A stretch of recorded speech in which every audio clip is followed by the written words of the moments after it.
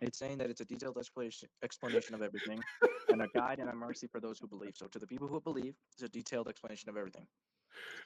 Now, what it's also saying is that some verses are ambiguous, and people, like with the Bible, will use ambiguous verses to prove their point of view. Oh shoot. Sorry. So how is it not a contradiction? Go ahead. Well, first of all, I have to understand your understanding of why it is a contradiction. Okay.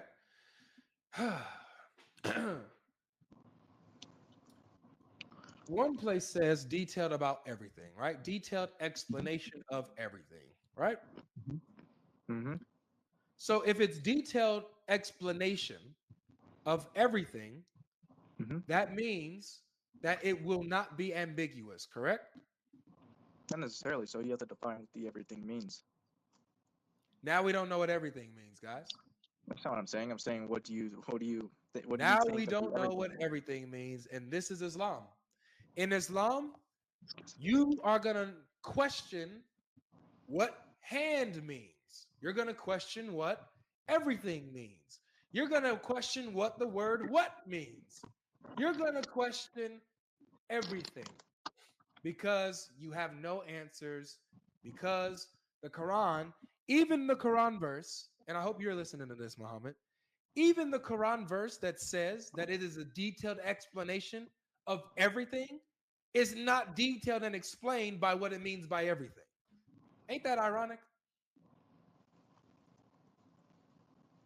Even the verse where it says its detailed explanation of everything is ambiguous. It's not clear.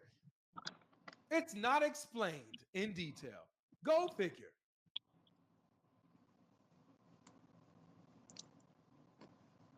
Tough. Can we You know be what? So intellectually you know what's honest with tougher? each other? You know What? what's tougher? Do you know what's tougher? Can we be When Paul intellectually says honest with that each other, Jesus bro? raising from the dead after 3 days was prophesied in the Old Testament. There's no prophecy that says that. That's nice. So how So do you deal? based on what you said earlier, Paul's How, Paul how do said, you how do you how do you deal with this, bro? how do you deal with what I just gave you? Um. Okay, I got you. So how I deal with it is like this. So I will go here. If I'm clicking here, then I would just like that. That's how I would do it. That's how I would deal with that. I would make idiots like you disappear.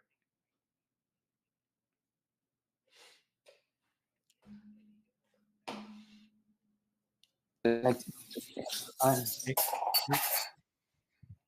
Inquisitor, I muted you for a second, but you're on stage now. You can unmute when you're ready. hello. How you doing? Are you a Muslim? Yeah, how are you? I'm pretty good, man. Thanks for asking. So the question I'm asking is, man, why do Muslims not like Paul? I'm gonna be honest with you. For me, it's not like I don't like him. I'm just confused about him. But Okay. it's like but I've seen like it's because there's a lot of like against and for him, you know. So I just want to like clear it up. But it's okay if I give you like one of the things they say. They say, oh, it's like who? Like like people I've seen online. I can't give names, but you know, like people do lives on TikTok and like stuff like that. You talking about Muslims? But yeah. So their Muslims are attacking Paul? Yes, I condemn it personally. I don't believe you should attack anyone. Okay. So what's something that they say that they use against Paul that makes them believe that he's a false apostle? Well, maybe I think I don't know. Maybe you. I want to be like I don't have enough knowledge. Maybe you can correct me. But it's like, I think it's in Romans 14:9. It says uh, Jesus is the God of the living and the dead. But in Matthew doesn't he say that God is the God of the living, not the dead? Isn't that a No, contradiction? no, It it's does. not. Okay, explain please. So let's pull it up. Yeah, the Matthew one is Matthew 22:32. I know the verse in Matthew. Oh, Let's pull up the one in Romans. yeah, you're more knowledgeable than me, so I want to like learn, you know. Mm-hmm.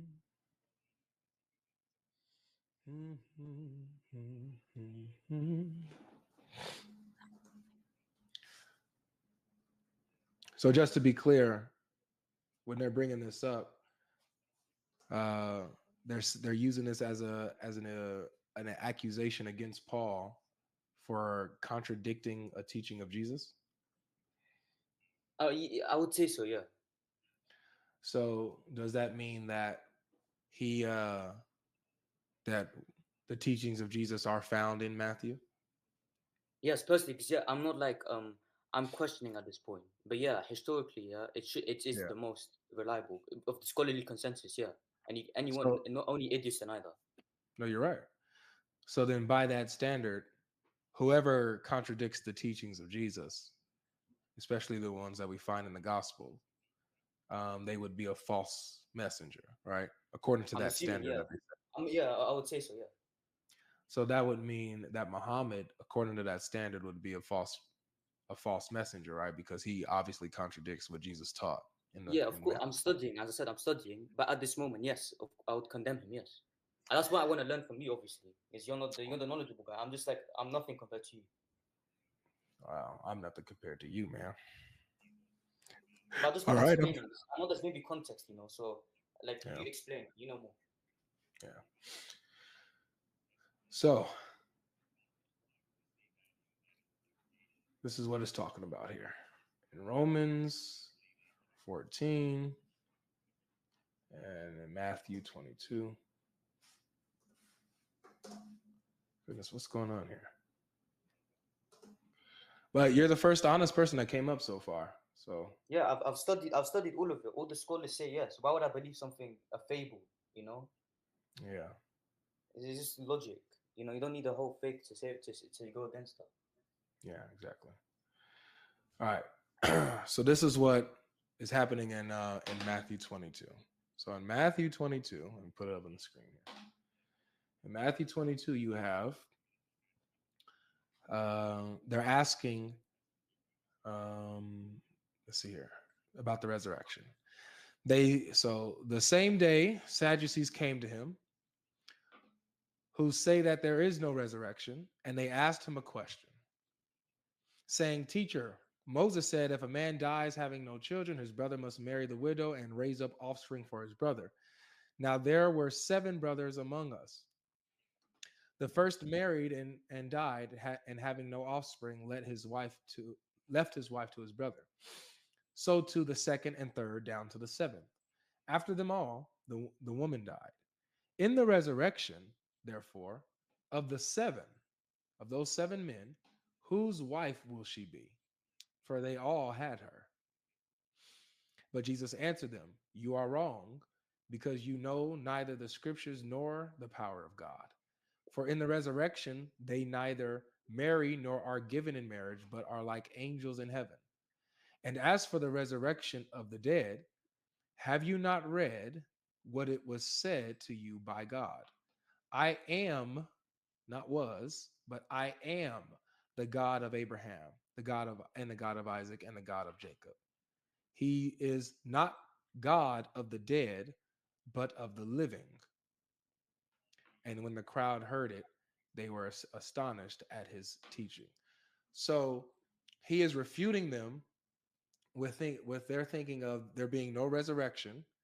He refutes them about there being a resurrection, and then he adds on to this the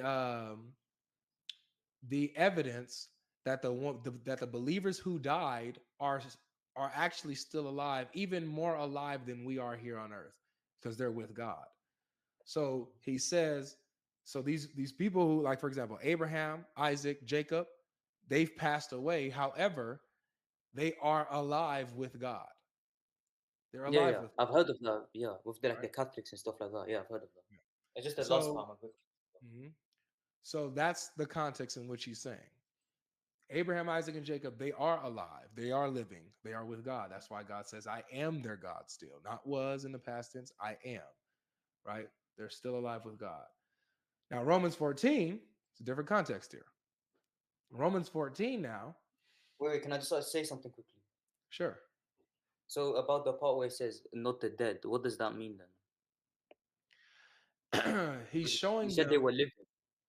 Yes. So he's showing them that the followers of God, the believers here, they're not, they didn't cease to exist. They are conscious, they are alive with God, right?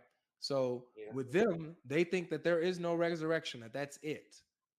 There is no resurrection. That's it.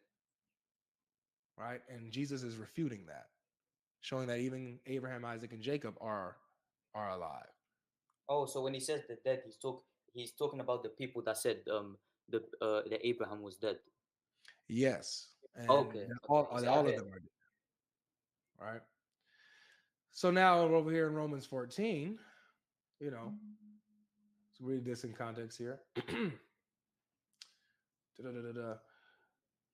For none, I'll start at verse 7. For none of us lives to himself, and none of us dies to himself.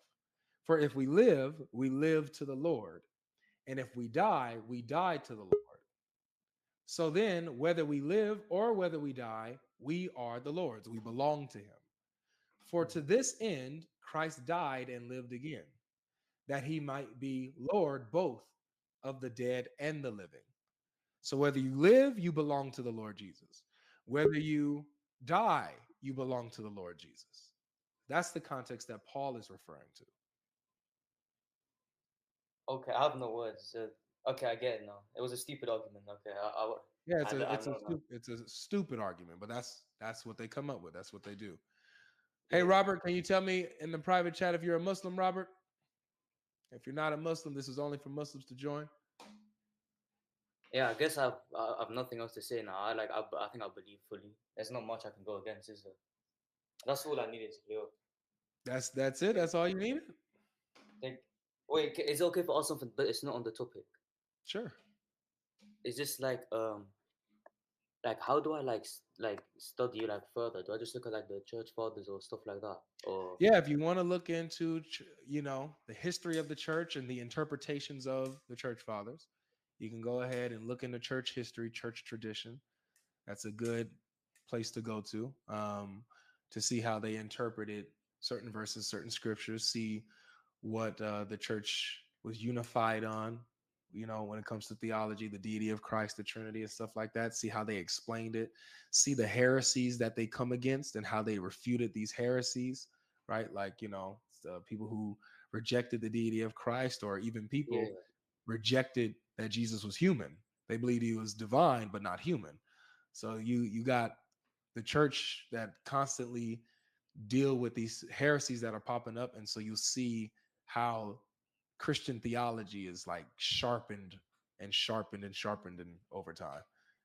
it's because I've seen people like Athanasius, but I know there's a lot of the types of churches. Some of them condemn certain people. So I'm Mm-hmm. who do I look into specifically? You know what I'm talking about. Them.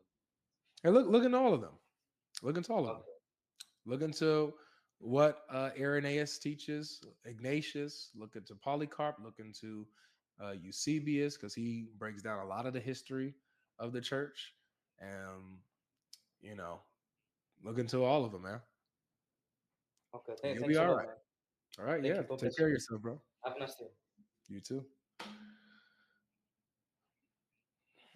All right, all right, all right. We got a super chat here, man, from Manny. He said, I just got a Muslim a few minutes ago to admit that Allah prays based on the Tafsir of Ibn Kathir, Volume 6 in Arabic. It feels good to do God's work, and I thank you and Rob Christian for teaching me, as I'm new to the faith, man. Glory to God. Glory to God. That's the point. We're supposed to equip you guys to be able to, do this. Spread the word, spread the message. All right. God bless you guys, man. That's awesome.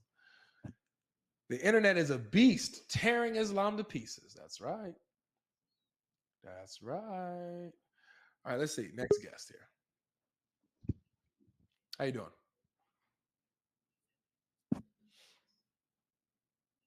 How you doing, Ibrahim? Oh, hi, you talking to me? Yes. Oh, okay, sorry. I wasn't looking at the screen, so I didn't realize.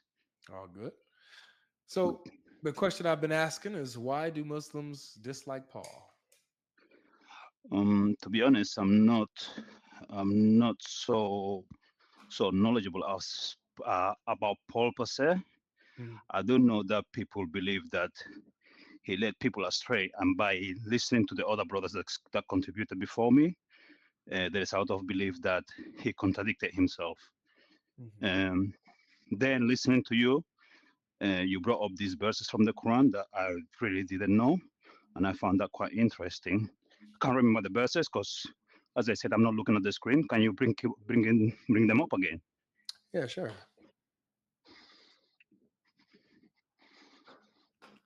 It's chapter 3, verse 7, and chapter 12, verse 111. Okay. And if you allow me to ask you to read it for me, as I said, I'm not looking at the screen. I'm just listening. So Oh, yeah, I got you. So, chapter 12, verse 111, it says, "Indeed, in their stories, there is a lesson for men of understanding.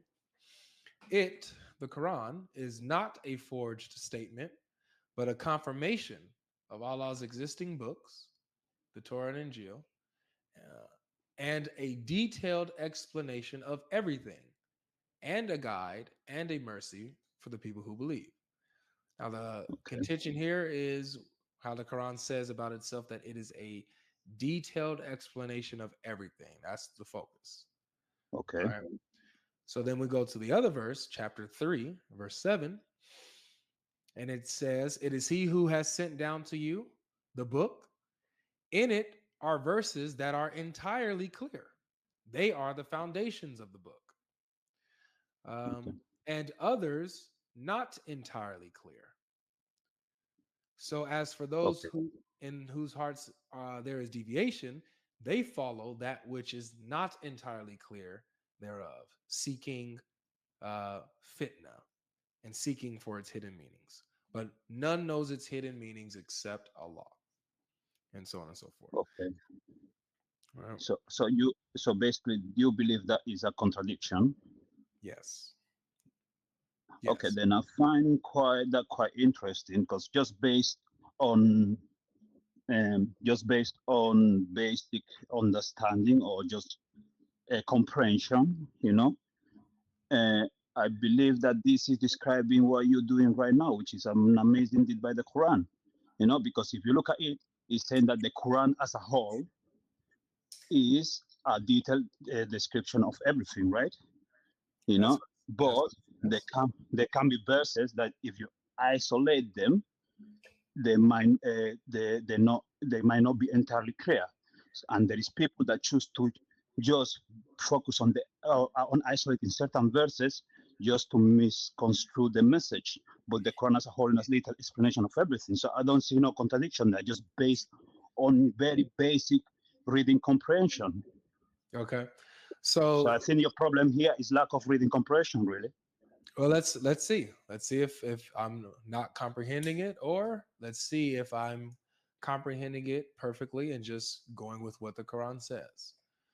So it says here, um, not that there are verses that people isolate and therefore they are unclear. It says here that in the book Allah sent down to you, in it are verses that are entirely clear. They Yeah. are the foundations of the book. Okay. And others not entirely clear. So that Yes. it has nothing to do with people twisting it or misunderstanding it. No, there are No, verses but it that are doesn't. entirely clear, and there are verses Yeah, that but are not also, entirely clear. but also, it doesn't entail that makes it not not a detailed explanation of everything. That, like, I mean, if you comprehend English, that this doesn't mean that this doesn't debunk the part of being a detailed explanation of everything. I mean, I Okay, don't know where you get that from. so so I'm just so trying to understand. let's talk You understand? let's talk through it. Let's talk through it together. If something is not entirely clear, is it a detailed explanation of everything if it's not entirely clear? No, but if listen, if a part of something, which is what is stating there, is not entirely clear, it doesn't mean that the something as a whole is not an explanation of everything. It Because does, the best because if no, there's a verse, if within the good verse, logic. Let's if be the verse, honest. If if, you're not gonna be if the honest, verse, as you do, if the feel verse free to here, remove me. I okay, need a little bit of honesty, dude. yeah, Come yeah, on. yeah. I know. But I feel like we could work through it. I'm not gonna remove you yet. I feel like we could work. I could work with you probably, hopefully. Is if a verse is not entirely clear, if there's some ambiguity to the verse, then that Yes. means that it's not fully explained, right? It's not. The verse, but the verse, but not the Quran as a whole. Because the first thing you said is that I it didn't say said the that the Quran as Quran well, is an brother. I didn't say no, the because Quran as no, well. It no, says no. Well, I'm talking about the Quran verses that you're talking about. Yeah, the first verse you spoke about is saying that the Quran as a whole is a detailed explanation of everything. yeah, The that's what second the verse Quran is says. just talking about, or it's just talking about verses, just only verses, isolated verses, Right. So which then like, that means that the Quran is not a detailed explanation of everything if it has things in it that are unclear and ambiguous, right? dude, if those things are isolated, but if you have the Quran as a whole, It it's doesn't still say an explanation isolated. of everything. Was Okay. that Okay. he's talking about verses, so that means isolation. I mean, let's be honest. I just want you to be My honest. I mean, friend, just stop, please. If something is a detailed explanation of everything, will it have it? Like, for example, if I had a cookbook, yes, right? yes, And I said, this cookbook is a detailed explanation of everything. yes, But then you go into the cookbook and you see that there are some recipes that are pretty clear. And then there's another recipe that's not entirely clear. It's not detailed. It's not yeah. clear. Then, It's ambiguous. if So in between recipe, listen, no, listen. is the Are we having a cookbook conversation? detailed about everything? If it has things that Okay, are ambiguous. my answer is between recipes there is explanations, okay, Where? that Where? clarify Where? the no if it's between verses, okay, the recipes are verses. If between recipes there is explanations that clarify that what you might misunderstand from one recipe to So, another, okay, got it. that's our explanation for everything. I got you. Very good. So let's actually put this to the test, guys, because let's put this to the test. He's saying that, maybe there would be a verse that's unclear, but another verse in the Quran will clarify it and explain it, right? That's what you're saying, right? No, what I'm saying is that the whole context What? will the whole context of the Quran will explain it. I think that's exactly what I just said.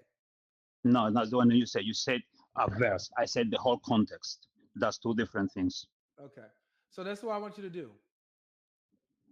I want you, because you're saying that the Quran itself will be able to explain this. I'll allow it. I'm going to read you one verse, and I want you to be able to tell me what is happening in this verse from the Quran. Okay? Fair enough? You can use whatever verse, any chapter in the Quran, anything, wherever you Was can that? find it in the Quran, wherever it may have an answer. I would like for you to use it to your best of your ability. You have, To be, whatever. I mean, let's be honest with you. As I told you, I'm not even looking at the screen. I'm in just I'm gonna headphones. read it. I'm gonna read it. Yeah, what I'm saying is, but like you want me to find something, I cannot find it. I'm not having it, unfortunately.